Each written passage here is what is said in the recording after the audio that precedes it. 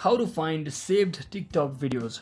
So hello guys, welcome back to my YouTube channel. In this quick tutorial I'll be showing you how you can easily find saved TikTok videos. So first thing, simply head over to your TikTok application and make sure you are logged into your account.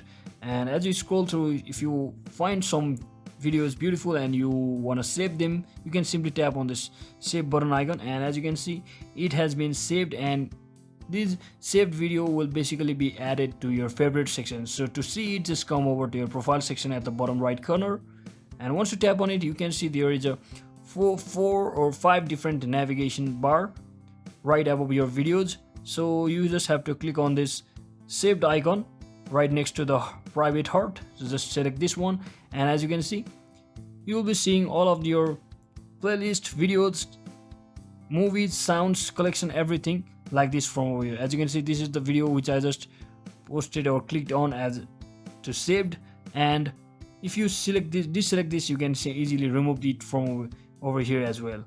So that is exactly how you can easily find or locate your saved videos on TikTok. So I hope this video was helpful guys. If it was, don't forget to like and subscribe to the channel. See you on the next one.